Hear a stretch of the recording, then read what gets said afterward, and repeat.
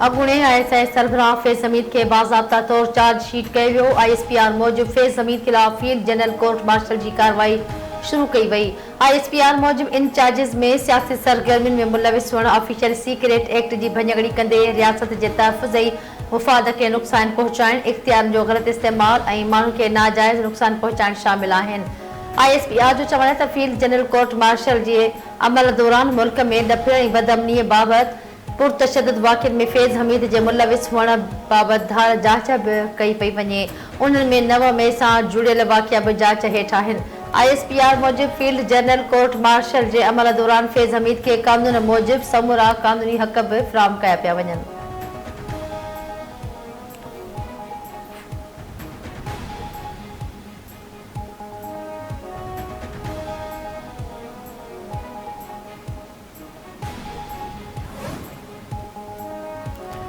Security force जो गुझे इतला ते ज़ोब जे इलाक़े संबाज़ा में ऑपरेशन 15 दहशतगर्द मारिजी विया। ISPR मूजिब मारिजी वियल दहशतगर्दनि जे कब्ज़े मां हथियार ऐं बारूदी मवाद हथ कयो वियो। ऑपरेशन दौरान सिक्योरिटी फोर्सिस जो बहादुर सिपाही आरिफ रहमान शहीद थी वियो। वफ़ाक़ी काबीना 8 IPP सां सेटलमेंट मुआहदे जी मंज़ूरी ॾेई छॾी। क़ौमी ख़ज़ाने खे 230 अरब रुपयनि जो फ़ाइदो थींदो। वज़ीर आज़म जी सदारत हेठि वफ़ाक़ी काबीना जे थियल इजलास जी पधिराई में चयो वियो आहे त central power purchasing agency IPP सां बिजली टैरिफ में घटाई लाइ नेपरा सां राब्तो कंदी। मुआहदनि बाद आम वापदारनि लाइ बिजली जी क़ीमत में घटाई थींदी। वज़ीर आज़म ख़िताब कंदे चयो त हुकूमत आम माण्हुनि लाइ बिजली जी क़ीमत में घटाई लाइ हर मुमकिन क़दम खणी रही आहे।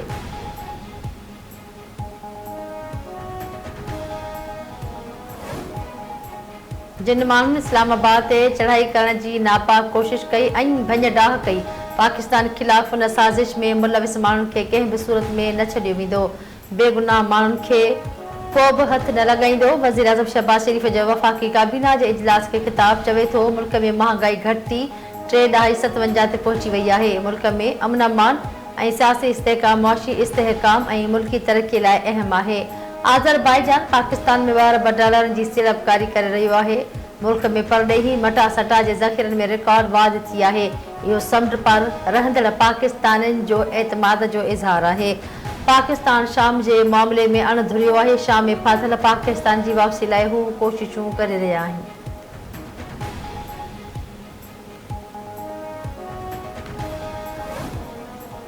Peoples Party chairman Bilawal Bhutto Zardari सां इतलात ऐं ट्रांसपोर्ट वारे सूबाई वज़ीर शर्जील इनाम मेमण जी मुलाक़ात। बिलावल हाउस में थियल मुलाक़ात दौरान सीनियर सूबाई वज़ीर पंहिंजनि खातनि जी कारकर्दगीअ बाबति PP चेयरमैन खे ब्रीफिंग ॾिनी। वफ़ाक़ी घर वज़ीर मोहसिन नक़वी सां अमेरिका जे वक़्ती सफ़ीर नेटली बेकर जी मुलाक़ात। पाक अमेरिका लाॻापा ऐं ॿितरफ़े सहकार वधाइण ते ॻाल्हियूं। नेटली बेकर पारां इस्लामाबाद में पुलिस ऐं रेंजर्स एहलकारनि जी शहादत ते ताज़ियत जो इज़हार। घर वज़ीर मोहसिन नक़वी चयो आहे त गैर क़ानूनी तरसिल परॾेहिनि खे इस्लामाबाद में रहण जी इजाज़त हरगिज़ न ॾिनी वेंदी। FIA खे FBI जियां जदीद तरीन इदारो बणाइण चाहिनि था ऐं FIA सुधारनि बाबति मदद ते हू अमेरिका जी आजियां कंदा।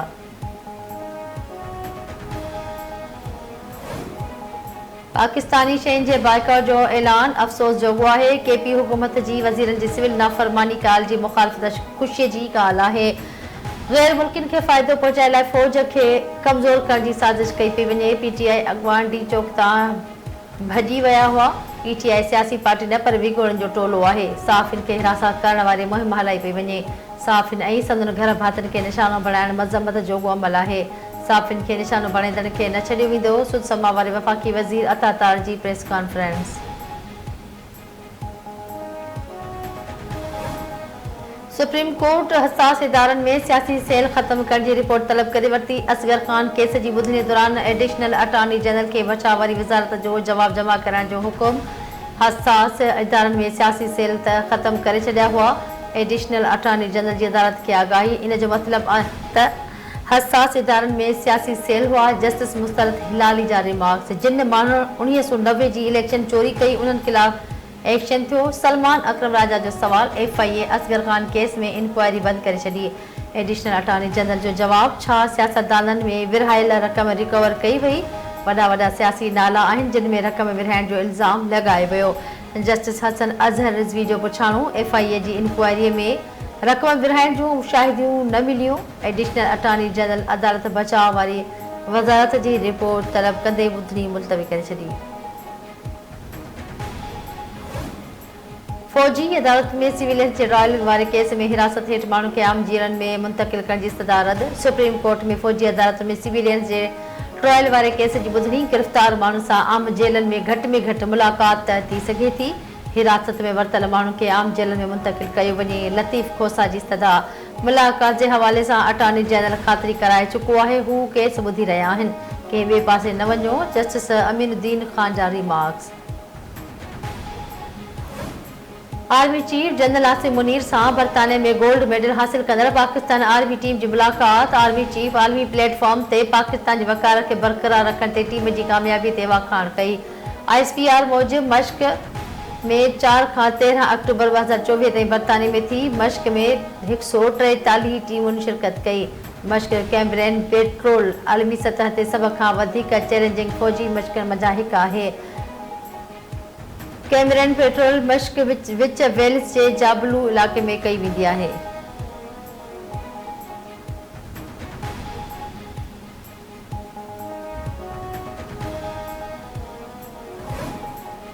थरकोल ज़रिए सभ खां सस्ती बिजली फैसलाबाद खे फ़राहम कई पई वञे। सिंध सरकार आवाम जी ख़िदमत ते यकीन रखे थी।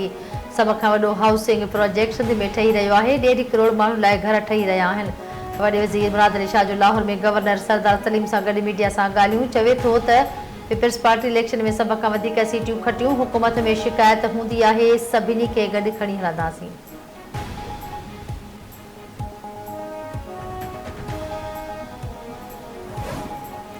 सिंध जे सीनियर वज़ीर पारां आलमी सीड़पकारनि खे ट्रांसपोर्ट जे शोबे में सीड़प करण जी आछ। परॾेही सीड़पकारनि जी सीनियर सूबाई वज़ीर शर्जील मेमण सां मुलाक़ात। ट्रांसपोर्ट मनसूबनि ते ॻाल्हि ॿोल। शर्जील मेमण परॾेही वापारियुनि खे CR bullet train bus manufacturing plant EV buses BRTs में सीड़पकारी जी दावत ॾिनी। परॾेही सीड़पकारनि पारां CR bullet train bus plant ऐं EV टैक्सी सर्विस शुरू करण में दिलचस्पी ज़ाहिर। शर्जील मेमण जो चवण त कराची खां सखर बुलेट ट्रेन या हाई स्पीड ट्रेन वॾो मनसूबो आहे। लखें माण्हू लाभ हासिल कंदा।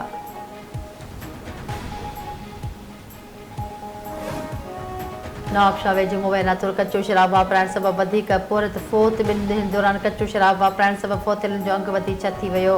ॻोठ अरबाब ज़रदारी वासी बशीर ज़रदारी कचो शराब वापराइण सबबि फ़ौत थी वियो। सकरन भरिसां कचो शराब वापराइण सबबि 5 ॼणा फ़ौत थिया हुआ।